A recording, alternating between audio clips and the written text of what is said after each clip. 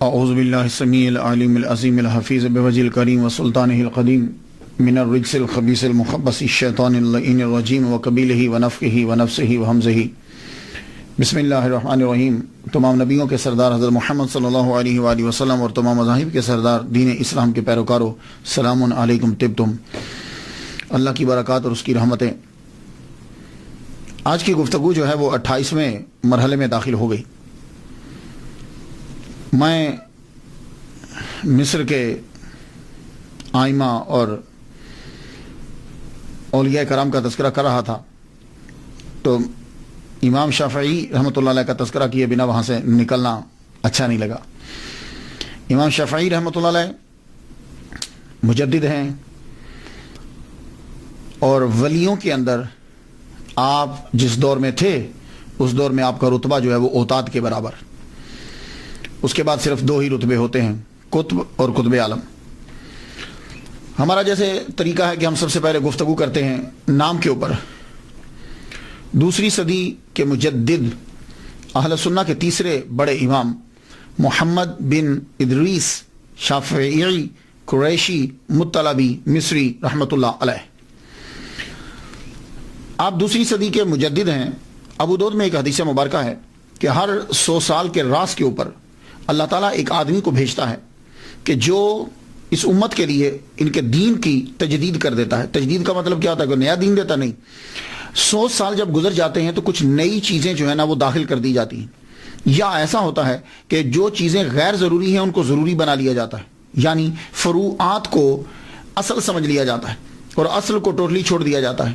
تو پھر وہ مجدد آ کے کیا کرتا ہے تو وہ دیکھتا ہے کہ اس زمانے کے اندر بیماری کیا پیدا ہوئی تو وہ اس بیماری کو دور کرتا ہے اور اس کا علاج بھی جو ہے وہ بتلاتا ہے۔ تو امام احمد بن حنبل رحمۃ اللہ علیہ نے ان کو دوسری صدی کا مجدد جو ہے وہ قرار دیا ہے، اور واقعی اس میں کوئی اختلاف بھی نہیں ہے۔ اہل سنہ کے یہ تیسرے بڑے امام ہیں۔ امام جو ہیں وہ 4 ہیں۔ فقہ کے اندر امام جو ہیں وہ 4 قرار پائے۔ ویسے تو قرآن مجید اور حدیث مبارکہ سے استدلال کیا، استخراج جو ہے وہ کیا، استنباط جو ہے وہ کیا گیا، اور بہت سے ائمہ نے مسائل جو ہے وہ نکالے اور اخذ کیے، رائٹ۔ لیکن ساری مسلم امہ متفق ہو گئی کہ 4 امام ہیں، ان 4 میں سے کسی ایک کے بھی پیچھے کوئی چلے تو وہ اہل سنہ میں شامل ہوگا۔ یہ 4 امام ہی کیوں، اور پھر یہی امام کیوں؟ بہت سے امام ہیں، بہت سے قرآن اور حدیث کو جانتے ہیں، انہوں نے مسائل کو نکالا، لیکن ساری دنیا نے یہ طے کیا کہ دیکھا جائے کہ کون سا امام ہے۔ 1-2 مسئلہ نہیں، پہلا انہوں نے یہ رکھا کہ امام اسے تسلیم کیا جائے گا کہ جس نے ولادت سے لے کر وصال تک کے تمام مسائل جو انسان کو پیش آتے ہیں وہ سارے جو ہیں وہ قرآن اور حدیث کے دلائل سے نکالے ہوں۔ یہ بات یاد رکھیے گا، قرآن اور حدیث کی روشنی سے نکالے ہوں پوری ایمانداری کے ساتھ، پہلی۔ اور دوسری بات یہ، اب قرآن اور حدیث سے تو مسائل بہت سے لوگوں نے نکالے، تو دوسری شرط یہ رکھی گئی کہ انہوں نے جو مسائل نکالے تھے وہ تمام کے تمام لوگوں کی نظروں کے سامنے ہوں، مدون ہوں کتاب کی صورت میں۔ تو اس چیز کو جب چیک کیا گیا تو پتہ چلا کہ صرف 4 امام ایسے ہیں کہ جنہوں نے ایمانداری کے ساتھ ولادت سے لے کے وصال تک کے، انسان کے ولادت اور وصال تک بیچ کے جو مسائل پیش آتے ہیں وہ معاملات ہیں، عبادات ہیں، ان کو قرآن اور حدیث سے اخذ کیا اور لوگوں کے سامنے اسے پیش کر دیا، اور وہ ہماری نظر میں ہمارے سامنے بالکل وہ موجود ہے۔ تو یہ 4 امام ہیں۔ اب کوئی امام اگر آتا ہے تو وہ یہ بتلائے کہ اس نے یہ کام کیا۔ تو فقہ کے اندر ان 4 کو، تو ان 4 میں پہلے امام اعظم نعمان بن ثابت رحمۃ اللہ علیہ، یہ پہلے اس لیے ہیں کہ تمام کے تمام ائمہ جمع تفریق کر کے انہی کے شاگرد بنتے ہیں۔ امام مالک ہم عصر ہیں ان کے، اور ان کے فتاوی جو ہیں وہ منگوایا کرتے تھے۔ یہ دوسرے امام۔ تیسرے امام امام شافعی رحمۃ اللہ علیہ۔ چوتھے امام امام احمد بن حنبل، یہ فقہ کے اندر امام ہے۔ ویسے تو امام کا لفظ دوسروں کے لیے بھی استعمال کیا جاتا ہے۔ شافعی، آپ کا نام جو ہے، آپ امام شافعی کے نام سے مشہور ہوئے۔ آپ کا نام شافعی نہیں ہے، آپ کا نام محمد ہے۔ آپ کے والد گرامی کا نام ادریس ہے، لیکن آپ شافعی کے نام سے کیوں مشہور ہوئے؟ اصل میں آپ کے شجرہ نسب کے اندر ایک نام آتا ہے شافعون، آپ کے گرینڈ فادر کے فادر، وہ شافعیون ان کا نام تھا، ان کی وجہ سے آپ کو امام شافعی کہا جاتا ہے، آپ نے اس کو اڈاپٹ کر لیا اس نام کو۔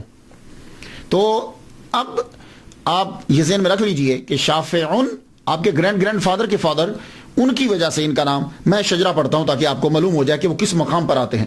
محمد آپ کا نام، آپ کے والد کا نام ادریس بن عباس بن عثمان بن شافع، یہ آگے نا بیچ میں شافع، بن اسائب بن عبید بن عبد یزید بن ہاشم بن عبد المطلب بن عبد مناف۔ تو یہ شافعی جو آیا تھا اس کی وجہ سے وہ امام شافعی جو ہے وہ کہلوائے۔ اب امام شافعی جو پروننسیشن ہے، اس کے ضمن میں ایک بات کرتا جاؤں، بڑی اہم بات ہے۔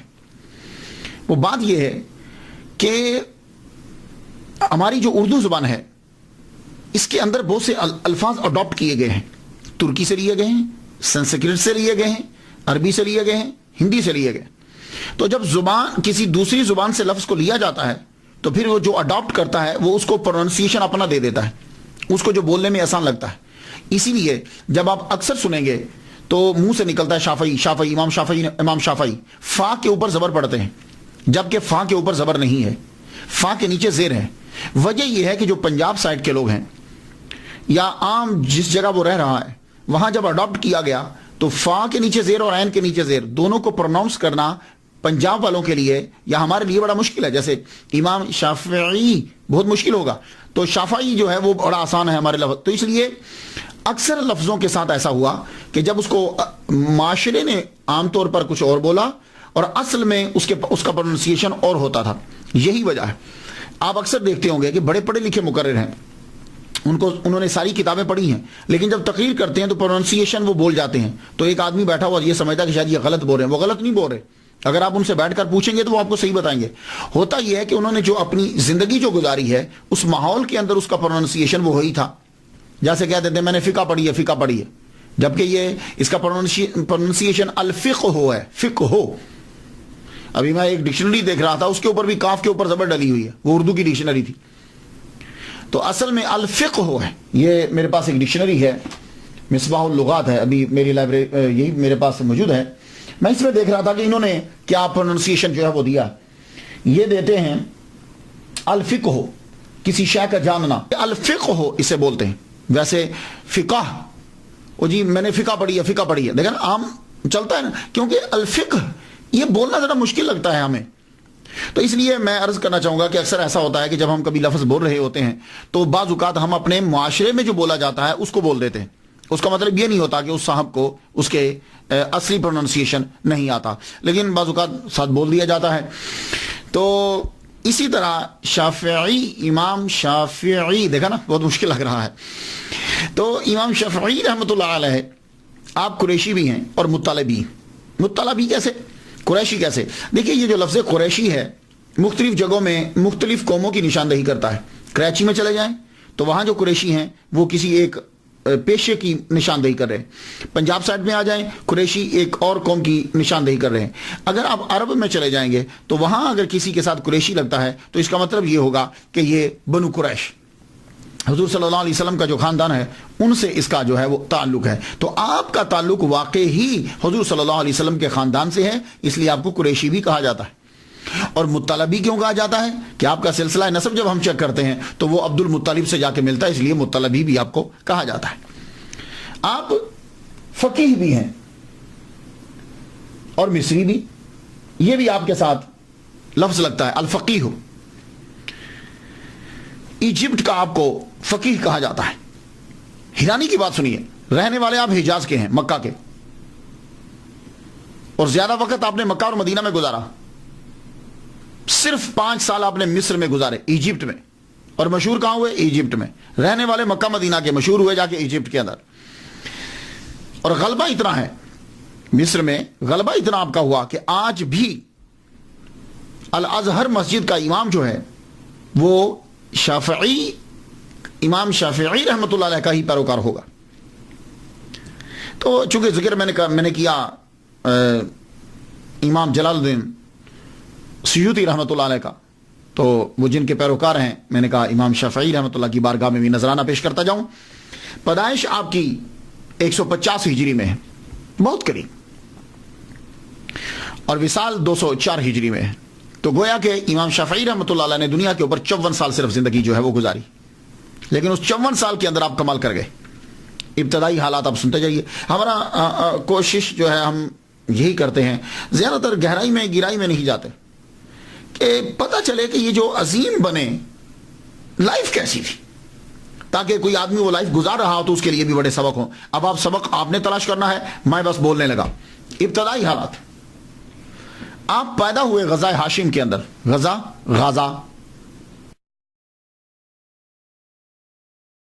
غزہ بھی کہتے ہیں، پیلسٹائن کی باؤنڈری کے اوپر، اور اسرائیل اس کی باؤنڈری کے اوپر یہ پٹی ہے پوری.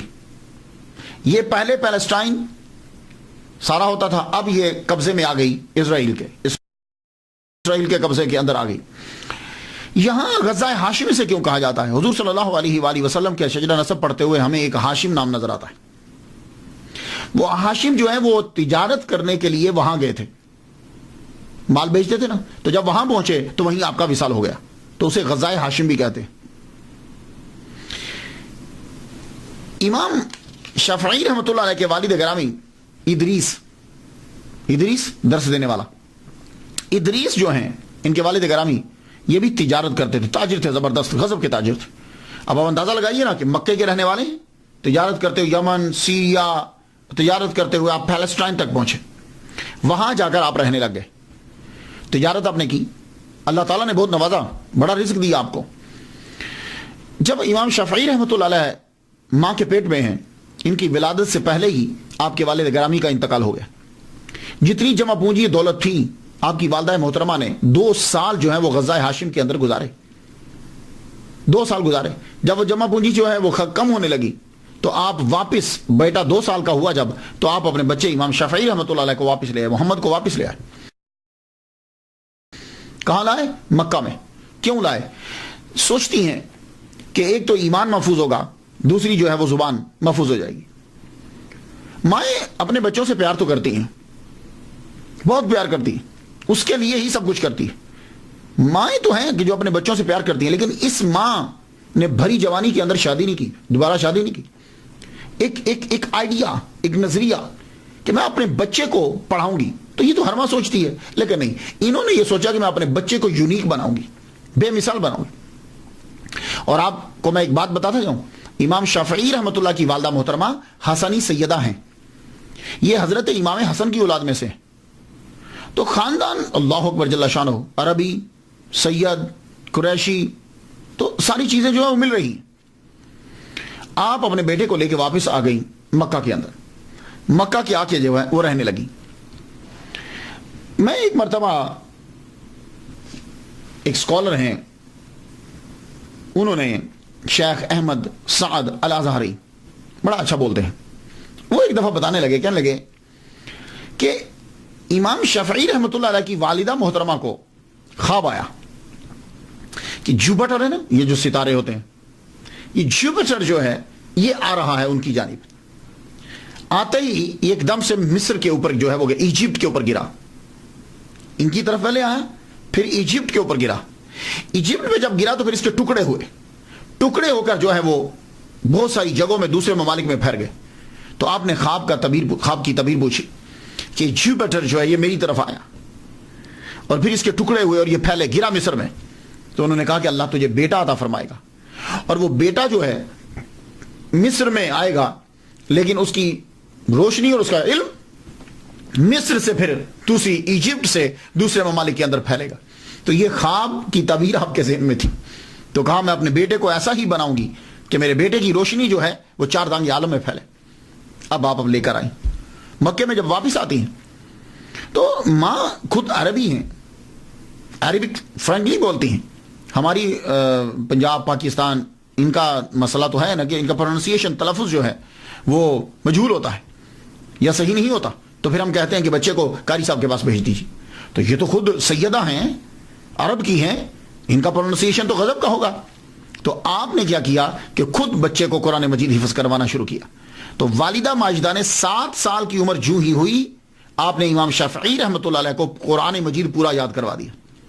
قرآن جب یاد ہو گیا تو اب جو قرآن یاد ہو جاتا ہے تو اس کے بعد یہ چاہتا ہے کہ بچہ جو ہے وہ آگے بھی پڑھے. تو مکہ کے اندر تب آپ نے دیکھا مسلم بن خالد زنجی رحمۃ اللہ علیہ، حنفی ہیں یہ، سفیان بن عیینہ رحمۃ اللہ علیہ مفتی مکہ ہیں اور امام المسجد الحرام، مسجد حرام کے امام ہیں، ان کے پاس اپنے بچے کو بھیجا پڑھنے کے لیے۔ لیکن ساتھ ساتھ آپ نے ایک خاص چیز کی طرف جو ہے وہ توجہ دی، وہ کیا تھی کہ بچے کی زبان جو ہے وہ خالص ہونی چاہیے۔ 200 سال تک تو عربیوں کی زبان خالص رہی ہے، اس کے بعد 200 سال کے بعد جو ہی دوسرے ممالک پر قبضہ شروع ہوا عربیوں کا، ایران کی جانب، روم کی جانب، ادھر اب ان کی زبان جو ہے اس کے اندر جو ہے وہ چیزیں دوسری بھی شامل ہونے لگی۔ تو 200 سال، لیکن امام شافعی رحمۃ اللہ علیہ جو ہیں، ان کی والدہ محترمہ چاہتی ہیں کہ میرے بیٹے کی زبان خالص ہونی چاہیے۔ اس کے لیے آپ نے قبیلہ دیکھا، تو تب ایک قبیلہ تھا بنی حذیل، صحراؤں میں رہتے تھے، زبان ان کی خالص تھی، عربی زبان، ایسے جیسے چشمے سے پانی سیدھا جو ہے وہ آتا ہے، خالص زبان۔ تو والدہ محترمہ نے اپنے بچے کو ان بنی حذیل کے ساتھ جو ہے وہ صحرا میں چھوڑ دیا۔ جب ذرا بڑے ہو گئے ہوش والا، کچھ ادھر پڑھ لیا۔ 17 سال امام شافعی رحمۃ اللہ علیہ نے خالص عربی زبان سیکھنے میں لگا دیے، اور آپ کو ہزاروں اشعار بنی حذیل کے زبانی ازبر یاد ہو گئے، لبید کے سارے اشعار آپ کو جو ہیں وہ یاد ہو گئے۔ تو زبان کے اندر آپ کو جب ملکہ جو ہے وہ حاصل ہوا، اللہ اکبر جل شانہ، گرامر، عربی، اس کے اندر تو کبھی آپ کی غلطی ہوتی نہیں تھی، اتنا زبردست جو ہے وہ آپ بولا کرتے تھے۔ تو جب آپ نے بنی حذیل سے زبان کو سیکھا، ایک دن بیٹھے ہوئے اشعار گنگنا رہے ہیں آپ، ایک صاحب قریب سے گزرے، کہنے لگے بچے کیوں اپنی زندگی جو ہے وہ فضول لگا رہے ہو، اشعار کیوں پڑھ رہے ہو، جاؤ جا کے فقہ سیکھو، جاؤ جا کر فقہ سیکھو۔ اب پھر دوبارہ واپس پڑھ لیں، جو تھوڑے اسباق شروع میں لیے تھے اب دوبارہ اسباق لینے شروع کیے۔ سفیان بن عیینہ، مسلم بن خالد زنجی، ان سے پڑھنا شروع کیا۔ پھر ایک دن والدہ محترمہ فرمانے لگی، کہتی ہیں بیٹے کافی پڑھ لیا یہاں، تو میں چاہتی ہوں کہ تم مدینے چلے جاؤ۔ مدینہ امام مالک کا شہرہ تھا، امام مالک ایسے جیسے کوئی سلطان ہے، کوئی بادشاہ ہے، کہ حاکم بھی ہاتھ باندھ کر آپ کے سامنے کھڑے ہوتے تھے۔ تو آپ کی والدہ محترمہ جو ہیں وہ حاکم مکہ کے پاس گئی، کہنے لگی ایک لیٹر لکھ دو حاکم مدینہ کے نام، کہ وہ سفارش کرے میرے بیٹے کی کہ میرا بچہ جو ہے، اتنے دولت تو نہیں ہے لیکن تم ہمارے خاندان کو جانتے ہو، امام مالک جو ہے وہ میرے بچے کو حدیث جو ہے وہ پڑھائیں۔ تو حاکم مکہ نے امام شافعی رحمۃ اللہ کی والدہ کے کہنے پر خط لکھ دیا، خط لکھا حاکم مدینہ کے نام۔ اس سے اندازہ لگا لیجئے کہ کتنا اثر و رسوخ تھا آپ کا خاندان بڑا مقام رکھتا تھا۔ امام شافعی رحمۃ اللہ علیہ حاکم مکہ سے لیٹر جب آپ کے پاس پہنچتا ہے تو ماں دیکھیے، والدہ محترمہ نے کہا بیٹے مدینہ پہنچنے سے پہلے جس استاد کے پاس جا رہے ہو انہوں نے ایک کتاب لکھی ہے، موطا میرے پاس موجود ہے۔ کیا کہنے یار، فرماتی ہیں بیٹے وہ ساری کتاب یاد کر کے جاؤ۔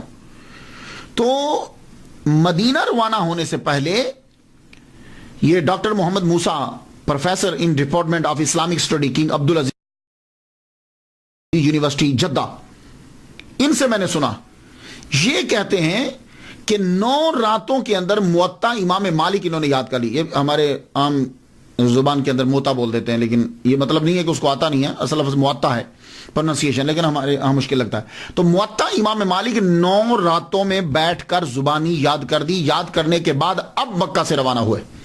اللہ اکبر جل، کیا کہہ رہے ہیں، ماں ولیہ کاملہ ہو، اللہ تعالیٰ ویسے ہی کرم فرماتا رہتا ہے۔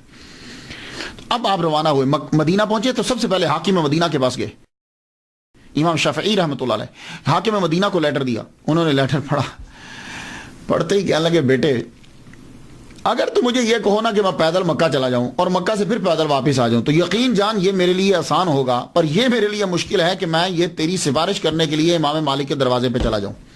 اتنا خوف اور دبدبا تھا، لوگ کتنا ڈرتے تھے یار علماء سے اور کتنی عزت کرتے تھے۔ اور آج کل کے دور، آج کل دیکھ لیجیے اب کیا حال ہے، علماء کو نوکر سمجھتے ہیں۔ لیکن پھر بھی کہا حاکم مدینہ نے کہا ٹھیک ہے بیٹے چلو چلتے ہیں، اب تم اتنی دور سے آئے ہو۔ آپ دونوں چلے، حاکم مدینہ اور امام شافعی رحمۃ اللہ علیہ۔ امام مالک رحمۃ اللہ کے دروازے پہ پہنچے، دروازہ جا کے کھٹکھٹایا، بڑی دیر کے بعد اندر سے لونڈی آئی۔ کیا کام ہے؟ خط کا ذکر نہیں کیا، کہا امام سے ملنا ہے۔ امام کو اندر جا کے بتایا گیا کہ دونوں کے بارے میں بتلایا، حاکم مدینہ، اور بڑی دیر کے بعد لونڈی واپس آئی، آگے کہتی ہے کہ امام مالک کہہ رہے ہیں کہ مسئلہ ہے کوئی تو مجھے بتاؤ، اور اگر حدیث سننا ہے تو پھر تم مسجد نبوی میں چلے جاؤ، حلقہ جب ہوگا تو وہاں تمہیں حدیث سنا دی جائے گی۔ اب امام شافعی رحمۃ اللہ علیہ بولے، کہنے لگے نہیں، میں حاکم مکہ کا خط لے کر آیا ہوں ان کے نام۔ وہ عورت اندر گئی، اندر جب گئی تو بڑی دیر کے بعد واپس آئی تو اس کے ہاتھ میں کرسی ہے، اب کرسی کہہ لیجئے جو بھی جس پہ بیٹھتے ہیں، وہ اس نے آ کے مکان کے سامنے رکھ دی، واپس چلی گئی۔ بڑی دیر کے بعد امام مالک، اب دیکھیے حاکم مدینہ وہ باہر کھڑے ہیں، اب آئے امام مالک، بہت خوبصورت جبہ پہنا ہوا، اب ٹھیک ٹھاک رہتے تھے۔ امام مالک کسی کے سامنے کھانا تک نہیں کھاتے تھے، آپ کی وجاہت تھی آپ کی۔ باہر آئے، کرسی پہ بیٹھے، ہاں بولو، خط کہاں ہے؟ وہ امام شافعی رحمۃ اللہ نے خط آگے بڑھایا، خط پڑھتے جائیں تو چہرے کا رنگ تک بدلتا جائے، اچھا تو اب حدیث مبارکہ جو ہیں وہ حاکموں کی سفارشات پر پڑھائی جائے گی۔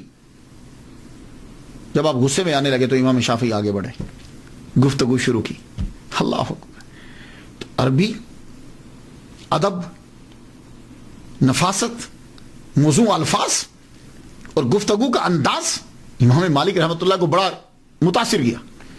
آپ نے خط سائڈ پر کہا بھائی ہم تمہاری گفتگو سے متاثر ہوئے، جاؤ ہم تمہیں اپنی شاگردی میں لیتے ہیں، تم ہمارے حلقے میں بیٹھا کرو، جاؤ فلاں آدمی کے پاس جاؤ اور اس کے پاس موطا ہے، وہ لے کر ہماری محفل میں آ جائیے گا۔ جب آپ کو اجازت مل گئی اب حلقہ میں بیٹھے، حلقہ میں جب بیٹھے تو کہا تم کتاب نہیں لائے؟ کہا حضور مجھے آپ کی کتاب زبانی یاد ہے۔ یہ ایک اور حیران کن بات تھی۔ کہا مجھے آپ کی کتاب زبانی یاد ہے جو آپ نے لکھی ہے۔ کہا اچھا، تو اب ایک روایت جو ہم سنتے آتے تھے کہ امام شافعی رحمۃ اللہ علیہ نے کھڑے کھڑے ساری سنا دی، اور بعض میں ہے کہ نہیں، پھر آپ آہستہ انہوں نے امتحان لیا، جہاں سے پوچھیں آپ بتاتے جائیں۔ کہا ٹھیک ہے تم ہمارے پاس رہ سکتے ہو۔ تو امام شافعی رحمۃ اللہ علیہ اب امام مالک رحمۃ اللہ علیہ کے پاس رہ کر سیکھنے لگے، ان کے پاس سیکھنے لگے۔ تو اب مجھے ذرا تھوڑا سا رکنا ہے یہاں، میں آپ کو بتا دوں امام مالک امام شافعی سے 57 سال بڑے ہیں۔ پہلی بات تو یہ ہے، پہلا تو یہ کہ امام مالک 57 سال 57 ایئرس اولڈ ہیں، امام اولڈر ہیں امام شافعی سے، یعنی گویا کہ 57 سال بعد امام شافعی پیدا ہوئے۔ اب امام شافعی ان کے پاس زانو تلمس طے کرنے کے لیے گئے تو امام مالک تقریباً 84 سال کے تھے۔ جب امام شافعی رحمۃ اللہ پڑھنے کے لیے گئے تو 84 سال کے تھے، کیونکہ 7 سال تو آپ نے قرآن پڑھا، 17 سال آپ نے بنی حذیل میں لگائے، تو 17 اور 7 24 بنے، ٹھیک ہے۔ تو مفتی ڈاکٹر علی جمعہ، یہ بھی بڑے اسکالر ہیں، مصری ہیں، وہ کہتے ہیں کہ 17 سال لگائے بنی حذیل میں، تو جب امام مالک سے پہنچے تو تقریباً 24 سال امام شافعی رحمۃ اللہ علیہ کی عمر تھی، 24 سال، جب تک اللہ نے چاہا امام مالک کے پاس ہی رہے۔ ایک جگہ میں نے پڑھا ہے کہ جب تک امام مالک زندہ رہے یہ ان کے پاس رہے۔ تو امام مالک کا وصال ہوا ہے 179 ہجری کے اندر، تو 179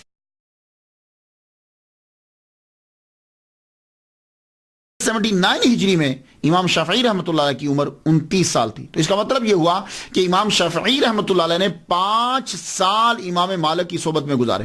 اللہ اکبر جل شانہ۔ ان کا جب وصال ہوا تو اب آپ دوبارہ پھر مکہ تشریف لے گئے امام شافعی رحمۃ اللہ علیہ۔ مکہ جب واپس گئے اب آپ کے پاس 5 سال اور نالج حاصل کر چکے، واپس گئے تو آپ نے جا کے تقریر اور تدریس شروع نہیں کی، کیونکہ اس وقت سفیان بن عیینہ مکہ کے مفتی ہیں اور المسجد الحرام اس کے امام ہیں اور آپ کے استاد بھی ہیں۔ آپ ان کے پاس بیٹھتے، ان کی محفل میں بیٹھتے۔ جب انہوں نے یہ چیک کیا، مفتی مکہ نے یہ دیکھ لیا کہ اس میں بچے میں اتنی صلاحیت ہے کہ یہ خود پڑھا سکتا ہے، تو آپ نے فتویٰ کی اجازت دے دی۔ تو میری تحقیق کے مطابق 29 سال میں آپ کو مفتی مکہ نے اجازت دے دی کہ تم فتویٰ دے سکتے ہو، پڑھا سکتے ہو۔ اب امام شافعی رحمۃ اللہ علیہ نے المسجد الحرام کے اندر، مسجد حرام کے اندر علیحدہ اپنا حلقہ لگا لیا، تدریس آپ نے شروع کر دی۔ اب ہوتا کیا تھا، مکہ جو ہے نا یہ ایک مرکز تھا روحانیت کا بھی اور علم کا بھی پرانے دور کے اندر۔ جو اولیاء کرام تھے وہ وہاں مجاور ہوتے تھے، بیٹھتے تھے، چلے کاٹتے تھے، وہی رہتے تھے، اور جو علماء ہوتے تھے، بڑا جو علامہ ہوتا تھا وہ وہاں بیٹھ کے پڑھاتا تھا. تو لوگ جب حج کرنے کے لیے آتے تھے تو وہ حج بھی کرتے تھے، اور جو تصوف کی طرف راغب ہوتا تھا وہ اولیاء کرام کی محفل میں بیٹھا رہتا، ان سے ملاقات ہوتی. اور جو علم پڑھنا چاہتا تھا وہ مسجد کے اندر جاتا، وہاں حلقہ جو ہے وہ لگا ہوتا تھا، وہ وہاں پڑھ لیتا. اب یہی طریقہ تھا. تو امام شافعی رحمۃ اللہ علیہ تدریس شروع کی تو موسم حج آ گیا. حج میں جب لوگ آئے تو مصر سے لوگ آتے، دور دراز سے، عراق سے، بغداد، ہر طرف سے آتے تھے لوگ. انہوں نے آ کر دیکھا کہ ایک 29 سال کا ینگ لڑکا جو ہے وہ بھی تدریس کا، اسے بھی اجازت دے دی گئی ہے. تو مفتی مکہ کی اجازت کے بغیر تو نہیں نا. تو اب جو سفیان بن عیینہ رحمۃ اللہ علیہ کی محفل میں بیٹھتے تھے ان میں سے اکثریت اٹھ کر، اور جو نئے لوگ آئے وہ امام شافعی رحمۃ اللہ علیہ کی محفل میں بیٹھنے لگے، حلقے میں بیٹھنے لگے. کیوں؟ اس لیے کہ آپ جب گفتگو کرتے تھے تو آپ کی گفتگو کے اندر جو ہے بڑی نفاست اور بدوانہ جو ہے نا، بدویوں کا جو گاؤں میں، یعنی جو صحرا میں رہتے ہیں، ان کا اسٹائل تھا، خالص اسٹائل. تو امام احمد بن حنبل رحمۃ اللہ علیہ بھی حج کرنے کے لیے آئے ہوئے تھے. تو وہ سفیان بن عیینہ رحمۃ اللہ علیہ کی حلقے کو چھوڑ کر امام شافعی رحمۃ اللہ کے حلقہ میں بیٹھ گئے. یہ تھی ان کی پہلی ملاقات. تو جب انہوں نے ان کی زبان سنی اور آپ کا علم سنا اور خدا کا کرم دیکھا تو آپ ان کی محفل میں بیٹھتے. کچھ عرصہ آپ نے جو ہے وہ لیکچر دیا ہے مسجد حرام کے اندر. پھر ہارون الرشید کو پتا چلا کہ بڑے قابل ہیں، کوئی نام، جب ان کی شہرت پھیلی تو انہوں نے ان کو، ہارون الرشید نے امام شافعی رحمۃ اللہ علیہ کو یمن کا جج مقرر کر دیا. یمن کے ایک ضلع کا، نجران کا، یا بعض کہتے ہیں کچھ اور. جب جج مقرر کیا تو یہ جج تھے وہاں کے. اور اس دور میں ہارون الرشید کے دور حکومت میں چیف جسٹس جو تھے وہ امام محمد بن حسن شیبانی رحمۃ اللہ علیہ تھے. جیسے مجسٹریٹ ہوتے ہیں، چھوٹے ہوتے ہیں، اور ایک ان کے اوپر چیف جسٹس ہوتا ہے، ایسے ہی امام محمد بن حسن شیبانی رحمۃ اللہ علیہ چیف جسٹس. اب امام شافعی رحمۃ اللہ علیہ جب ان کو یمن کے اندر بھیجا گیا تو ہارون الرشید نے آرڈر کر دیا کہ ان کو پابائے زنجیر لایا جائے اور قتل کر دیا جائے. یہ عجیب گھڑی بھری، جو ابھی 31 سال کی عمر ہے اور آرڈر آ گیا کہ قتل کر دیا جائے. ہوا کیا تھا؟ اصل میں امام شافعی رحمۃ اللہ علیہ جو ہیں ان کو سیدوں سے بڑا پیار تھا، سادات سے. اس کی وجہ کیا کہ ننہال جو ہے وہ سادات ہے، ننہال سادات ہے. تو آپ کو پتا ہے کہ بچے کو ننہال سے، ددہال کی بنسبت ننہال سے زیادہ پیار ہوتا ہے. آپ کی والدہ حسنی سیدہ ہیں. اور ایک دوسری بات یہ ہے کہ علوی جو ہے، علوی، ہارون الرشید کو یہ کان میں یہ بات ڈال دی گئی کہ آپ علویوں کی بڑی، علوی کسے کہتے ہیں؟ فاطمی وہ ہوتے ہیں جو بی بی فاطمہ الزہرا رضی اللہ تعالی عنہا کے بچے امام حسن و حسین میں سے کسی کی اولاد میں. اور علوی وہ ہوتے ہیں کہ ماں فاطمہ نہیں ہے لیکن باپ علی ہے. مولا علی شیر خدا نے اور بھی شادیاں کی تھی تو انہیں علوی کہا جاتا. تو امام شافعی رحمۃ اللہ علیہ سیدوں کی بڑی عزت کرتے تھے. شافعی رحمۃ اللہ علیہ سیدوں کی بڑی عزت کرتے تھے. اس سے بعض لوگوں نے ان کو اہل تشیع میں شامل کر دی، اور ہارون الرشید نے کہا کہ یہ میرے باغیوں کے ساتھ شامل ہیں، حکومت دوسروں کی لانا چاہتے ہیں. تو یہ کنفیوژن سا ہوا، لیکن ایسی بات نہیں تھی. آپ سادات کی ویسے ہی عزت کرتے تھے. اس کی مثال دوں. ایک مرتبہ آپ پڑھا رہے تھے، لیکچر دیتے ہوئے سیدوں کے بچے جو ہیں وہ بار بار کوئی چیز کھیل رہے تھے. وہ جب آتے آپ کھڑے ہو جاتے، وہ پھر چلے جاتے، پھر آتے آپ پھر کھڑے ہو جاتے، وہ پھر جاتے آپ، وہ پھر آتے پھر کھڑے ہو جاتے. کئی مرتبہ آپ کو ان کے لیے کھڑا ہونا پڑا. اور پھر سیدہ نفیسہ، نام سنا ہوگا آپ نے، بہت بڑا مزار ہے ان کا، سیدہ نفیسہ، اللہ اکبر، بہت انتہائی عقیدت تھی آپ کو ان سے. تو جب بھی آخری عمر کے اندر آپ بیمار ہوتے تو لڑکے کو بھیجتے، جاؤ جا کے دعا کروا کے لاؤ میرے لیے. تو وہ فرماتی جاؤ، اللہ تمہارے استاد کو شفا عطا فرمائے، اللہ تمہارے استاد کو شفا عطا فرمائے، اللہ تمہارے استاد کو شفا عطا فرمائے. آخری بار کیا کہ جاؤ جا کے دعا کروا کے لاؤ. دعا کروانے کے لیے گئے تو بچہ واپس آیا. کہاں کیا کہا انہوں نے؟ فرمانے لگے، بچہ کہتا ہے، عرض کرتا ہے، حضور انہوں نے کہا جاؤ اللہ تمہارے استاد کا بھلا کرے. کہنے لگے لو بھائی اب تیاری کر لو، اب ہمارا وقت آ گیا ہے، اب تیاری کر لو، اب ہمارا وقت آ گیا. تو سادات سے محبت کی وجہ سے ہارون الرشید نے یہ سمجھا کہ شاید یہ ہماری حکومت کو ختم کرنا چاہتا ہے اور باغیوں کے ساتھ ملے ہو. تو اس نے کہا کہ پابا زنجیر بغداد میں لایا جائے اور قتل کر دیا جائے. آپ کو یہ آپ کی آمد ہو رہی ہے بغداد میں پہلی مرتبہ. چلو ہو سکتا ہے کہ پہلے بھی ہے لیکن تاریخ یہی لکھتی ہے. آپ جب وہاں پہنچے آپ کو پابند سلاسل کر دیا گیا. کیس جو ہے وہ پیش نہیں ہو رہا عدالت میں، یعنی آپ کو ہارون رشید کے سامنے پیش نہیں کیا جا رہا. محمد بن حسن شیبانی، امام محمد جو ہیں یہ امام اعظم رحمۃ اللہ کے شاگرد ہیں اور چیف جسٹس سے ان کو پتہ چل گیا امام شافعی کے بارے میں کہ وہ قید کر کے لائے گئے ہیں اور عدالت میں پیش نہیں کیے جا رہے. آپ فوراً گئے ہارون رشید کے پاس، جا کے کہنے لگے تمہیں غلط فہمی ہوئی ہے، تمہیں غلط فہمی ہوئی، میں جانتا ہوں بہت قابل اور لائق لڑکا ہے، تو تم اسے قتل کا آرڈر نہ دو اور دربار میں حاضری کا موقع دو. واپس لیا گیا آرڈر، دربار میں بلایا گیا. امام محمد بن حسن شیبانی شاگرد رشید امام اعظم رحمۃ اللہ علیہ، آپ کی موجودگی میں جب امام شافعی رحمۃ اللہ علیہ تشریف لائے، آپ نے گفتگو کی، استدلال دلائل جب دیے اور آپ نے اس انداز سے سمجھایا کہ ہارون رشید متاثر ہوا. اس نے کہا ٹھیک ہے آپ جائیے، جا سکتے ہیں آپ کو آپ کی نوکری پہ بحال کیا جاتا ہے. آپ فرمان لگے نہیں میں واپس نوکری میں نہیں جاؤں گا، مجھے امام محمد بن حسن شیبانی رحمۃ اللہ کے پاس رہ کر مجھے فقہ سیکھنی ہے. یہ تھا ٹرننگ پوائنٹ ایک دوسرا. اب امام شافعی رحمۃ اللہ علیہ بغداد میں رہ رہے ہیں امام محمد بن حسن شیبانی رحمۃ اللہ علیہ کے ساتھ. یہاں رہ کر آپ نے اصول فقہ کو جو ہے وہ سیکھا ہے، ان کی صحبت اختیار کی. تو آپ نے اعلان فرمایا وہ امام اعظم کے شاگردوں کی صحبت اختیار کرے. اللہ نے استنباط کا دروازہ ان پر کھول دیا، اور فقاہت ہرگز نصیب نہ ہوتی اگر میں امام محمد بن حسن شیبانی کی کتب کا مطالعہ نہ کیا ہوتا. میں نے آپ نے ان کے پاس رہ کر یہ سیکھا کہ قرآن اور حدیث سے مسئلے کو نکالا کیسے جاتا ہے، یہ چیز سیکھی، اصول فقہ سیکھے، یہ چیز آپ نے سیکھی. اور تاریخ بغداد میں خطیب بغدادی یہ خود شافعی ہیں، جلد 2 صفحہ 166 پہ لکھتے ہیں امام شافعی نے فرمایا مجھ پر فقہ میں جس شخص کا سب سے زیادہ احسان ہے وہ امام محمد بن حسن شیبانی حنفی رحمت اللہ علیہ ہیں. یہ امام شافعی اقرار کرے. تو اب مجھے سمجھ نہیں آتی کہ جتنے شوافے ہیں یا امام شافعی کے فالوور ہیں وہ حنفیوں کو برا کیوں کہتے ہیں. وہ خود فرما رہے ہیں کہ مجھ پر ان کا احسان ہے، میں نے ان سے سارا سیکھا ہے کہ مسائل کو نکالنا کیسے. اور ایک بات اور یاد رکھیے گا، امام شافعی رحمۃ اللہ علیہ بالکل ایک واسطے کے ساتھ امام اعظم کے شاگرد ہیں. ایک واسطے یعنی بیچ میں ایک بندہ ہے. میں بتاتا ہوں، یاد رکھیے گا ذرا، گفتگو کرنے میں آسانی ہو جائے گی. امام شافعی رحمۃ اللہ علیہ شاگرد ہیں مسلم بن خالد زنجی رحمۃ اللہ علیہ کے، اور وہ شاگرد ہیں امام اعظم کے. تو بیچ میں مسلم بن خالد زنجی ایک، امام شافعی امام اعظم کے شاگرد.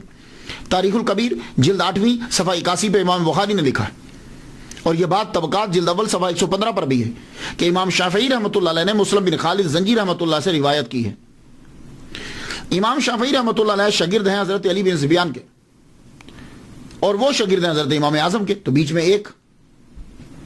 تہذیب الکمال جلد 20 صفحہ 497 پہ ہے کہ امام شافعی نے ان سے بھی روایت کی ہے. امام محمد بن حسن شیبانی رحمۃ اللہ علیہ شاگرد ہیں امام اعظم رحمۃ اللہ کے، شاگرد رشید ہیں. اور امام شافعی رحمۃ اللہ علیہ امام محمد بن حسن شیبانی کے شاگرد ہیں. تو ابن حجر اسقلانی شافعی رحمۃ اللہ علیہ لسان المیزان جلد 5 صفحہ 121 پہ لکھا ہے کہ امام شافعی خود تحریر فرماتے ہیں کہ میں نے امام محمد سے اتنا سیکھا کہ اس کا بوجھ ایک مذکر اونٹ جو ہے وہ اٹھائے گا، نر اونٹ اٹھا سکتا ہے. سارے لوگ فقہ میں اہل عراق کے عیال ہیں، اہل عراق کوفہ کے، اور سارے اہل کوفہ امام ابو حنیفہ رحمت اللہ علیہ کے. یہ ابن حجر اسقلانی لسان المیزان میں لکھ رہے. اب آپ بتائیے وہ لڑائی کس بات کی ہے؟ امام محمد بن حسن شیبانی حنفی سے سیکھنے کے بعد اب امام شافعی رحمۃ اللہ مکہ آ گئے.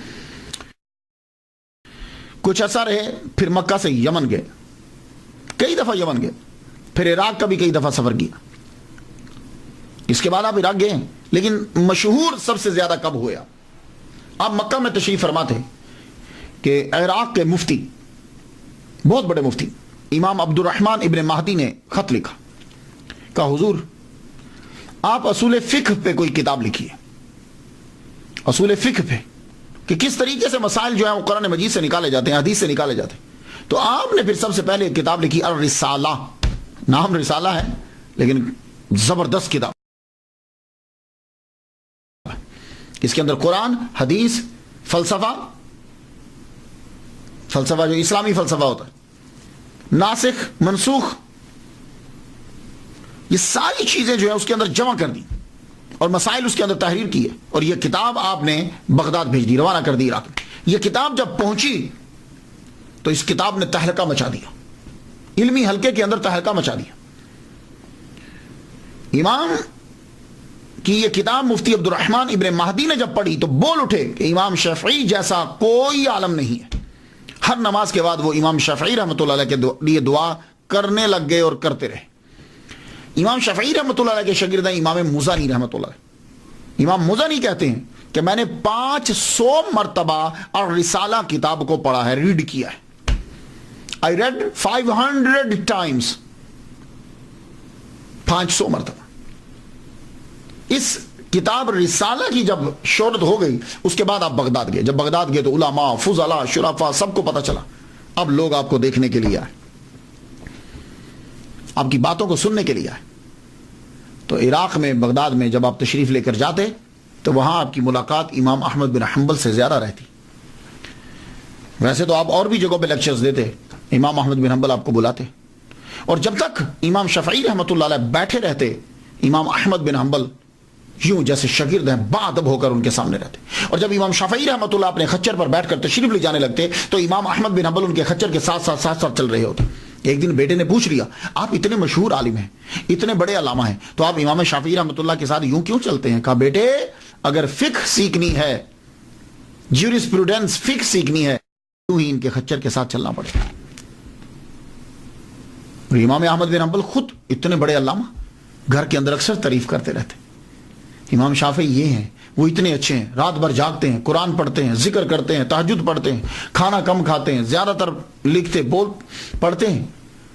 ایک دن گھر کے اندر دعوت کر دی گئی. امام احمد بن حنبل کی بیٹیاں تھیں. آپ کہا کرتے تھے جب بیٹی پیدا ہوتی تو کہتے کہ انبیاء اکثر بیٹیوں کے باپ ہوئے. اللہ اکبر جل شانہ. ایک دن دعوت کی، اپنی بچیوں کو بتایا میرے دوست آ رہے ہیں، امام آ رہے ہیں، استاد آ رہے ہیں. انہوں نے کھانا پکایا. تو آپ کو پتا ہے عادت یہ ہے کہ جب کھانا پکایا جاتا ہے تو مہمان کے آگے سب رکھ دیتے ہیں کہ چلو جو بچے کا بعد میں کھا لیں گے. کھانا رکھا گیا. امام شافعی رحمۃ اللہ پورا کھانا، ساری روٹیاں، سالن سارا کھا گئے. خالی برتن واپس گئے تو لوگ پریشان ہو گئے، گھر والے سارے. لیکن پوچھا کوئی نہیں. لوٹا پانی کا بھر کے رکھ دیا، صبح اٹھ کے تہجد پڑھیں گے. لیکن جب فجر کے وقت اندر گئے تو دیکھا تو لوٹا پانی کا بھرا پڑا ہے. وہ لوٹا اٹھا کے باہر لے گئے. اب بیٹیاں بھی حیران ہوئی اور روجا بھی چکر کیا ہے؟ آپ تو کہتے تھے کہ کھانا کم کھاتے ہیں، پورا کھا گئے، اور آپ کہتے ہیں تہجد پڑھتے ہیں. تو انہوں تو لگتا ہے کہ سوئے رہے ہیں، تہجد پڑھی ہی نہیں انہوں نے. آپ فجر میں اندر گئے ہو تو لوٹا ویسے ہی پڑا ہوا. امام احمد بن حنبل جو ہیں انہوں نے جب پوچھا، آپ کمرے میں داخل ہوئے. امام شافعی رحمۃ اللہ علیہ اوتاد ہیں، بڑے ولی کامل اس دور کے. آپ نے چہرہ پڑھ لیا. کہنے لگے ایک بات تو بتاؤ. کہا کیا؟ یہ کھانا کا پروسیجر کیا ہے، کیسے پکاتے ہو آپ لوگ؟ تو امام احمد بن حنبل بتانے لگے کہ میری بیوی، میری بیٹی ہیں، ان کا طریقہ یہ ہے کہ کھانا جب پکاتی ہیں گندم پہلے نکالتی ہیں. تب کیا ہوتا تھا، گندم صبح کے ٹائم پیستے تھے گھر کے اندر ہی. گندم نکالتی ہیں تو قرآن پڑھتی ہیں، پیستی ہیں تو قرآن پڑھتی ہیں، آٹا گھونتی ہیں تو قرآن پڑھتی ہیں، پکاتی ہیں تو قرآن پڑھتی ہیں. کہنے لگے بس یہی تو میں سوچ رہا تھا. فرمانے لگے بات ٹھیک ہے، میں کھانا بہت کم کھاتا ہوں. کھانا نہیں، کیونکہ کھانا کھانے سے پیٹ بھرتا ہے، زیادہ کھائیں تو بخارات اٹھتے ہیں، آدمی کو نیند آتی ہے، سوچ نہیں پاتا. میں کھانا بہت کھاتا ہوں لیکن بہت کم کھاتا ہوں. لیکن یہ کھانا جب میرے سامنے آیا، میں نے پہلا لقمہ توڑا، توڑ کر چبا کے جب وہ میرے حلق سے نیچے اترا، وہ پیٹ میں گیا، میرا قلب شروع ہو گیا، یعنی ذکر کرنا شروع ہو گیا. تو میں سمجھ گیا کہ کوئی اسپیشل کھانا ہے. تو میں نے خود سے کہا آج جتنا ہے یہ کھا لے، شاید زندگی میں ایسا کھانا پھر دوبارہ نصیب نہ ہو. اللہ اکبر جل شانہ. تو فرمان لگے وہ میں سارا کھانا کھا گیا. ساری رات میرا قلب جاری رہا، ذکر کرتا رہا. میں سویا ہی نہیں. میں سوتا تو میرا وضو ٹوٹتا، وضو ٹوٹتا تو میں وضو کرتا نا، تو وضو کرتا تو پانی استعمال ہوتا. میں سویا ہی نہیں. اللہ اکبر جل شانہ. یہ تھے لوگ اور وہ تھے گھر والے. آپ دوسرے محدثین کی طرح بالکل نہیں. امام احمد بن حنبل آپ کے بارے میں کہتے ہیں کہ آپ دوسرے محدثین کی طرح نہیں ہیں. محدث جو ہے نا، محدث کسے کہتے ہیں؟ جو حدیث کو زبانی یاد کرتا ہے لیکن اس کو مسئلہ نکالنا نہیں آتا. کوئی بندہ مسئلہ پوچھنے آ جائے تو وہ اسے پرابلم ہو جائے گی. حدیثیں تو یاد ہیں. تو فرماتے ہیں کہ دوسرے بھی محدثین تھے لیکن ان کے اوپر فقہ کا دروازہ بند تھا. یہ واحد محدث ہے کہ اللہ تعالیٰ نے اس کے اوپر فقہ کا دروازہ بھی کھول دیا, کیونکہ یہ اسناد کے اوپر اپنا وقت نہیں لگاتا فلاں فلاں فلاں فلاں فلاں فلاں, نہیں, یہ متن کی طرف دیکھتے ہیں کہ متن کے اندر کیا بیان کیا گیا اور اس سے مسائل کو کیسے نکالا جاتا ہے اور لوگوں سے گفتگو جو ہے وہ کس طرح کی جاتی ہے. یہ امام احمد بن حنبل فرماتے ہیں. 40 سال تک امام احمد بن حنبل ان کے لیے ہر نماز کے بعد دعا کرتے رہے. 40 سال تک ایسے لوگ جن کے لیے دعا کریں ان کا کتنا بڑا رتبہ ہوگا. آپ ولی کامل ہیں, آپ کی بڑی کرامات ہیں. میں ایک کرامت بیان کر دوں جو بغداد کے اندر ہے. ہارون الرشید کے پاس روم کے لوگ آئے, بادشاہ نے بھیجا, کچھ راہ بھیجے, یہ مناظرہ کریں گے تمہارے علماء کے ساتھ, اگر تم لوگ جیت گئے تو ہم جزیہ دیں گے, ادروائز ہم جزیہ نہیں دیں گے. انہی دنوں میں عراق میں امام شافعی رحمۃ اللہ تشریف لائے ہوئے تھے. ہارون الرشید نے علماء کو بلا لیا, اور جب بلایا تو آپ بھی تشریف لے گئے. کہا بھائی راہب آئے ہیں, وہ کہتے ہیں کہ اگر تم ہار گئے تو ہم جزیہ نہیں دیں گے, کون ہے تم میں سے جو ان کا مقابلہ کرے؟ امام شافعی رحمۃ اللہ نے فرمایا میں کرتا ہوں مناظرہ, لیکن شرط یہ ہے کہ مناظرہ دریا کے کنارے پہ ہوگا. سب لوگ دیکھنے لگے, وہ خاص وجہ ہے؟ میں ہاں. راہب چلے گئے, دریا کے کنارے پہ مجمع لگ گیا. امام شافعی نے مصلی اٹھایا, مصلی اٹھا کے دریا کے اوپر بچھا کے اوپر بیٹھ گئے. فرمانے لگے آؤ اس سطح پہ آ کے گفتگو کرو. اللہ اکبر, اس سطح پہ آ کے گفتگو کرو. راہبوں نے کلمہ پڑھ لیا. تو جب خبر پہنچی روم میں, انہوں نے کہا شکر ہے کہ یہ آدمی یہاں نہیں آیا, ورنہ سب کے سب لوگ مسلمان ہو جاتے. اور صرف آپ تقریریں ہی نہیں کی, آپ نے تصانیف بھی لکھی. آپ کی تصانیف میں ایک بڑی مشہور کتاب الام ہے. مانی تو مدر, لیکن یہاں اس سے مراد اس کا کا ترجمہ مانی کریں گے, سورس کریں گے, دا سورس. بہترین سورس ہے یہ کمال کی کتاب ہے. اس میں فلسفہ ہے, لغت ہے, استدلال ہے, حدیث ہے, قرآن ہے. جو پڑھتا ہے سر دھنتا ہے. اس میں دوسرے مذاہب سے اختلاف اسے بیان کیا گیا, اپنے مذہب کو بیان کیا گیا. 20 شروحات اس کی جو ہیں وہ لکھی جا چکی ہیں, 20. اور ابھی سلسلہ جو ہے وہ مصر کے اندر, ایجپٹ کے اندر اس کا جاری ہے. ڈاکٹر علی جمعہ بتا رہے تھے کہ ابھی سلسلہ یہ جاری ہے. امام مزنی شافعی رحمۃ اللہ فرماتے ہیں کہ امام شافعی رحمۃ اللہ علیہ کو گھڑ سواری کا اور تیر اندازی کا بڑا شوق تھا. اس کے اوپر بھی کتاب لکھی ہے. آپ کی میڈیسن کے اوپر بھی کتاب ہے. ایک کتاب آپ کی مسند امام شافعی, لیکن یہ آپ نے خود نہیں لکھی. نام سے ایسا لگتا ہے جیسے امام شافعی نے خود لکھی. امام شافعی رحمۃ اللہ خود نہیں لکھی. آپ جب تقریر فرماتے تھے, جب آپ درس دیتے تھے, تو درس کے دوران آپ حدیث کا استعمال کرتے تھے.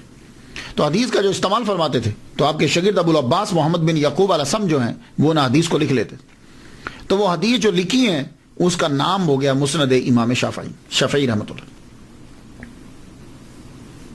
تو آپ نے وہ اس لیے یہ جب کتاب اگر آپ پڑھیں گے نا تو اس کتاب میں تکرار نظر آئے گا آپ کو. تو اس لیے یہ ہوتا ہے آج لیکچر دیا, ایک حدیث بیان کی, تو کل کے لیکچر میں پھر شاید دلیل آ گئی تو وہ حدیث بیان کر دی, تیسرے لیکچر یا 4 لیکچر چھوڑ کر چھٹے میں پھر آ گئی, تو اس لیے تکرار نظر آئے گا. امام شافعی رحمۃ اللہ کی جو ایک بات ہے یونیک, وہ عربی میں مہارت ہے. امام شافعی رحمۃ اللہ علیہ نے بنی حذیل کے اندر 17 سال گزارے, صحرا میں رہ کے زبان کو سیکھا ہے. تو اس دور میں آپ کو عربی زبان میں اتھارٹی تسلیم کیا جاتا. لبید کے ہزاروں اشعار آپ کو یاد تھے, خود بھی آپ شاعر تھے. آپ جب مصر تشریف لائے تو کچھ لوگ تو آپ سے سیکھنے کے لیے آتے, کچھ صرف آپ کو سننے کے لیے آتے کہ عربی کتنی کمال کی بولتے. سیرت ابن ہشام کے مصنف خود عربی کے ماہر ہیں. انہوں نے جب امام شافعی رحمۃ اللہ کو عربی بولتے ہوئے سنا تو حیران رہ گئے. لکھتے ہیں کہ میرے خیال میں نہ تھا کہ ایسا عمدہ آدمی, ایسی خوبصورت زبان بولنے والا کوئی اللہ نے پیدا کیا ہے. امام اسماعی کا نام سنا, عربی ادب اور گرامر کے امام ہیں. یہ امام شافعی رحمۃ اللہ کے شاگرد ہیں. کوئی زبان ہوتی ہے نا تو اس کے اندر اصل مشکل چیز شاعری ہوتی ہے. کوئی بھی زبان مشکل چیز شاعری ہوتی ہے. اردو زبان ہے عام آپ بول لیں گے لیکن شاعری مشکل ہوگی. انگلش زبان ہے آپ بول سکتے ہیں لیکن اس کے اندر شاعری مشکل ہوگی. عربی زبان ہے لیکن اس کے اندر مشکل شاعری ہوگی. اور پھر شاعری بھی اسلام سے 100 سال قبل کی. ایک شاعر گزرا ہے الشمفرہ, 100 سال قبل, اسلام کے ظہور سے 100 سال قبل کا شاعر ہے. اس کی عربی اتنی مشکل ہے کہ جیسے شیکسپیئر کے ڈرامے ہیں نا, اس کے اندر جو زبان استعمال کی گئی آج کے دور میں ترجمہ کرنا مشکل ہو جاتا ہے. تو اس کی شاعری کے الفاظ بھی شیکسپیئر کی انگلش سے بھی بہت مشکل ہیں. امام اسماعی رحمۃ اللہ علیہ نے لفظاً اس کی شاعری امام شافعی رحمۃ اللہ علیہ سے پڑھی. یہاں سے اندازہ لگا لیجیے کہ عربی زبان کے اندر کتنا ملکہ تھا آپ کو. اللہ اکبر جل شانہ. عبد الملک ابن ہشام نے کیا خوب جملہ کہا ہے کہ امام شافعی لغت اور انصاف کے زبردست عالم ہیں اور آپ کے اندر سخاوت بھی حد درجہ کی تھی. اکثر عمرا یا لوگ آ کر آپ کو نذرانہ دیتے, آپ لے لیتے, نہ نہیں کرتے. ہارون رشید جب آپ کو دیتا آپ لے لیتے, پکڑ لیتے, لیکن کرتے کیا تھے؟ ہارون رشید تھیلی بھری ہوئی دے دیتا اشرفیوں کی, دینار کی, دراہم کی. آپ لے کر جب نکلتے تو تقسیم کرتے جاتے گھر پہنچتے تک تمام جو ملا تھا وہ ختم ہو چکا ہوتا. ایک مرتبہ مقام صنعا سے مکہ کی طرف جا رہے ہیں, مکہ پہنچے آپ, وہاں خیمہ لگا آپ کا, 10,000 دینار تھے آپ کے پاس, دراہم نہیں دینار تھے آپ کے پاس. درہم میں اور دینار میں فرق ہوتا ہے, درہم چاندی کا ہوتا ہے, دینار جو ہے وہ سونے کا ہوتا ہے, اور درہم جو ہے وہ چلر ہوتا ہے دینار کا. دینار ہیں آپ کے پاس, لوگ ملنے کے لیے آئے, ان میں غربا بھی آئے, آتے آ کر اپنی حاجات کو پیش کرتے, آپ امام شافعی دیتے. جب وہاں سے اٹھے امام شافعی رحمۃ اللہ علیہ کے پاس 1 دینار بھی نہیں. اور اللہ تعالیٰ نے کمال کی ذہانت عطا فرمائی امام شافعی رحمۃ اللہ علیہ کو, کمال کی ذہانت. ویسے تو ذہین بچپن ہی سے ہیں, مثال دے دیتا ہوں, اس پہ دلیل دینے کی ضرورت نہیں. اب میں کہوں کہ سورج نکلا تو چمکا تھا, اس پہ دلیل دو نہیں. ذہانت خود امام شافعی کا نام ہی کافی ہے ذہانت کے لیے, لیکن پھر بھی مثال دے دوں. امام احمد بن حنبل رحمۃ اللہ علیہ کے پاس ایک دن بیٹھے ہوئے ہیں, تو امام احمد بن حنبل کا یہ عقیدہ کہ جو نماز چھوڑ دیتا ہے وہ کافر ہے. من ترک الصلاۃ متعمدا فقد کفر, جو جان بوجھ کر نماز چھوڑے وہ کافر ہے. تو آپ نے فرمایا جب کوئی نماز جان بوجھ کے چھوڑتا کافر ہو جاتا ہے تو پھر مسلمان کیسے ہوگا؟ تو امام کہنے لگے کہ جی وہ پھر نماز پڑھے. تو آپ نے فرمایا جب اس نے نماز چھوڑی تھی تو وہ کافر ہو گیا, اب نماز پڑھے تو مسلمان ہو گئے, تو کافر کی نماز کس طرح صحیح ہوگی؟ امام احمد بن حنبل خاموش ہو گئے. تو ذہانت اللہ تعالیٰ نے انہیں عطا فرمائی. اور شاعری ظاہر ہے کہ جس کو زبان پر عبور ہو وہ شاعری ویسے ہی نکلتی ہے, وہ کلام. لیکن آپ نے شاعری بڑی عمدہ کی ہے, خوبصورت کی, بڑی سلیس سادہ کرتے ہیں تاکہ بات سمجھ میں آ جائے, اور ایسی کرتے ہیں کہ جس میں حقیقت ہوتی ہے. فرماتے ہیں ان الفقیہ والفقیہ بفعلہ لیس الفقیہ بنطقہ ومقالہ وکذا الرئیس والرئیس بخلقہ لیس الرئیس بقومہ ورجالہ وکذا الغنی والغنی بحالہ لیس الغنی بملکہ وبمالہ. رئیس امیر آدمی, رئیس سردار وہ ہے کہ جو اپنی جس کی عادتیں جو ہیں وہ سرداروں والی ہوں. یہ نہیں کہ سردار وہ ہے کہ اس کے پاس ایک قوم ہے, بہت سارے بندے ہیں, نہیں, یہ نہیں. اس کی عادات سرداروں والی ہونی چاہیے. اور فرماتے ہیں غنی وہ نہیں, غنی اسے کہتے ہیں کہ جو جس کی حالت سے غنا جو ہے وہ ثابت ہو. وہ غنی نہیں ہے کہ اس کے پاس بے ملک ہی و مال ہے اور اس کے پاس بڑی ملکیت ہے, بڑی چیزیں ہیں, نہیں. اس کے حال سے پتہ چلے گا کہ وہ غنی ہے. آپ کی باتیں کمال کی ہوتی تھی. فرماتے ہیں عجز و انکساری سے علم حاصل کرتا ہے وہ کامیاب ہوتا ہے. جو بندہ عاجزی ہو انکساری سے علم حاصل کرے اس کو پھر علم اس کے من میں آتا. اور جو یہ لے کہ میں اتنے بڑے خاندان کا چشم و چراغ ہوں, علم اندر نہیں جاتا. اس لیے آپ نے دیکھا ہوگا, اب ہسٹری کا مطالعہ کر لیجیے, غلاموں کے بچے, غریبوں کے بچے بڑے بڑے عہدوں پہ فائز ہوئے اور علم ان کو حاصل ہوا. اور جو بڑے بڑے تھے وہ اسی میں رہے کہ پدرم سلطان بود, پدرم میرا ابا بہت بڑا, میرا ابا بہت بڑا. اور آپ کا یہ جملہ تو سونے کے پانی سے لکھنے والا ہے. اور یہ جتنی تصوف کی کتابیں ہیں نا اس کے اوپر چسپان کر دیا جائے یہ جملہ. آپ جملہ سن لیجیے جو امام شافعی رحمۃ اللہ نے کہا. آپ نے کہا اگر علماء حق اللہ کے اولیاء نہیں ہوتے تو پھر کوئی شخص اللہ کا ولی نہیں ہوتا, کیونکہ وہ جاہلوں کو اپنا دوست نہیں بناتا. جملہ سن لیجیے اب کہ اگر علماء حق اللہ کے اولیاء نہیں ہوتے, کیونکہ کچھ لوگوں کا تصور جو ہے کہ جو تقریر کرتا ہے یا لکھتا ہے وہ ولی کامل نہیں ہے, وہ صوفی نہیں ہے. یہ اکثر لوگوں کے ذہن میں ہے, اور ایسے بڑے عالم کو وہ تصور ہی نہیں کرتے. تو آپ نے فرمایا کہ اگر علماء حق اللہ کے اولیاء نہیں ہوتے تو پھر کوئی شخص اللہ کا ولی نہیں ہوتا, کیونکہ وہ جاہلوں کو اپنا دوست نہیں بناتا. تصوف کے اندر امام شافعی رحمۃ اللہ علیہ کو ایک مقام حاصل ہے. یہ جو اولیاء کرام کی کابینہ ہوتی ہے نا, 300 اولیاء, 30 ابدال, 7 اوتاد, 5 اقطاب, 1 قطب عالم, یہ ہے پوری دنیا کے اندر ان کی حکومت ہوتی, جو اوپر سے کم ہوتا ہے نیچے سے بلندی پہ چلا جاتا ہے. تو آپ کو حضرت خضر علیہ السلام نے اوتاد میں شامل کیا ہے، اتنا بڑا رتبہ ہے آپ کا۔ اور ویسے یہاں امریکہ میں بہت بڑے صوفی ہیں، حمزہ یوسف، وہ ایک دن تقریر کرتے ہوئے کہہ رہے تھے کہ امام شافعی رحمۃ اللہ علیہ نے یہ کہا ہے کہ be a Sufi and faqih, don't be one of them without other. تو جب بھی بن تو صوفی بن اور فقیہ بن، صوفی اور فقیہ، نہ تو فقیہ بن بغیر صوفی کے، نہ صوفی بن بغیر فقیہ کے، دونوں چیزیں ہونی چاہیے، دونوں چیزیں۔ عبداللہ انصاری فرماتے ہیں کہ میں شافعی نہیں ہوں، لیکن میں امام شافعی رحمۃ اللہ علیہ کا عقیدت مند ہوں، اس وجہ سے کہ تصوف میں ان کا مقام بڑا بلند ہے۔ اور امام شافعی رحمۃ اللہ علیہ حضرت سلیم رائی رحمۃ اللہ علیہ کے پاس جا کے تصوف کی تعلیم لیا کرتے تھے۔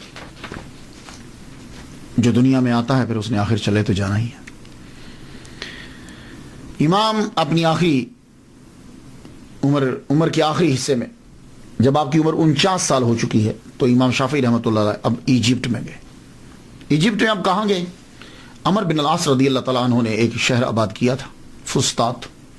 اس شہر میں آپ نے سب سے پہلے مسجد بنائی تھی، مسجد کا نام ہی عمر بن العاص ہے۔ مصر میں گئے، مسجد میں جا کے قیام کیا۔ شہرت پھیل گئی کہ قریشی آیا ہے ایک، لوگ دیکھنے کے لیے آئے۔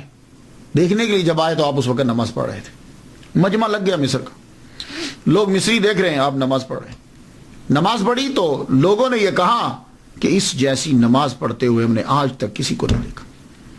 نماز پڑھنے کے بعد جب امام شافعی رحمۃ اللہ نے اپنا رخ پھیرا، چہرہ دیکھا تو کہنے لگے اس جیسا حسین ہم نے آج تک کبھی پہلے نہیں دیکھا۔ اور پھر جب آپ گفتگو فرمانے لگے تو کہنے لگے اس جیسی خوبصورت گفتگو، موضوع، الفاظ اور عربی کا معیار ہم نے آج تک کسی سے نہیں سنا۔ تینوں چیزیں زبردست۔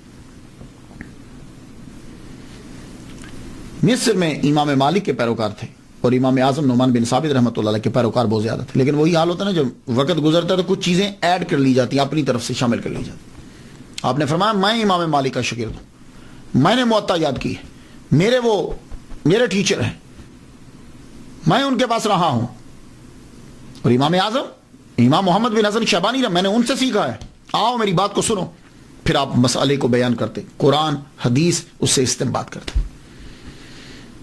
وہاں سے دین تو پھر آپ کو پتا ہے وہاں بھی ہوئے، بڑے آتے تھے مالکی آپ کے پاس بیٹھتے، آپ جب استدلال سے گفتگو کرتے لوگ حیران رہ جاتے۔ مصر کے اندر پھر آپ کا مسلک جو ہے وہ پھیلا۔ اللہ تعالیٰ نے آپ کو بڑے عظیم شاعر دیے، شاگرد دیے، موزانی، بعیطی جیسے شاگرد آپ کو عطا کی۔ انہوں نے 40 سال کے عرصے میں امام شافعی رحمۃ اللہ کے مسلک کو پوری دنیا میں پھیلا دیا۔ سب سے زیادہ کام جو کیا آپ کی تحریر کے اوپر وہ امام بائحقی رحمۃ اللہ علیہ، شافعی رحمۃ اللہ علیہ نے کیا۔ انہوں نے آپ کے ملفوظات، بیانات، آپ کے جملے، کہے ہوئی باتیں، آپ کی کتابیں، سب کے اوپر ورک کیا، ان کو یکجا کر کے پھر پھیلایا۔ سب سے زیادہ کام امام بائحقی شافعی رحمۃ اللہ علیہ نے کیا۔ امام شافعی رحمۃ اللہ علیہ صرف 5 سال مصر میں رہے۔ آپ کا آبائی وطن مکہ، آپ کا مسلک پھیلا مصر میں، 54 سال اس دھرتی پہ گزارے۔ رجب کی آخری تاریخ ہے، جمعہ کی شب ہے، مغرب کی نماز آپ نے پڑھ لی ہے، مغرب کی نماز پڑھنے کے بعد آپ دنیا سے رخصت ہو گئے، اپنے خالق حقیقی سے جا ملے۔ آپ کا مزار پرانے مصر کے دارالحکومت فسطاط میں ہے۔ اس شہر کو حضرت عمر بن العاص رضی اللہ تعالیٰ عنہ نے آباد کیا تھا۔ ڈاکٹر محمد موسیٰ کنگ عبدالعزیز یونیورسٹی جدہ، میں تذکرہ کر چکا ہوں ان کا شروع میں، اچھے ہیں، تقریر زبردست کرتے ہیں، کہہ رہے تھے کہ زرت و زیارت شریعہ، میں مصر گیا اور میں نے وہاں جا کے ان کی قبر پہ میں گیا اور زیارت شریعہ کی۔ میں مسکرا پڑا، میں نے کہا یہ لفظ زرت و زیارت شریعہ جو ہے یہ کیا ہے؟ اور یہ دیکھو یہ سعودی عرب کا بندہ کنگ عبدالعزیز یونیورسٹی میں پڑھانے والا قبر پہ جا رہا ہے، اب وہ کفر شرک وہ کہاں گیا؟ تو آپ ان چکروں میں نہ پڑھو، یہ ساری چیزیں شروع، آپ نعتیں بھی پڑھ رہے ہیں، قبروں پہ بھی جا رہے ہیں، فاتحہ بھی پڑھ رہے ہیں، بس ہر ایک چیز شروع ہے۔ وہاں گیا تو آج بھی ان کا مزار جو ہے وہ مرجع خلائق لوگ، یہ جو ہے یہ انٹرنس ہے حضرت امام شافعی رحمۃ اللہ علیہ کے مزار کی اور مسجد کی۔ اس کے اوپر جو ہے وہ ساری ہسٹری جو ہے ان کے بارے میں لکھی ہوئی ہے۔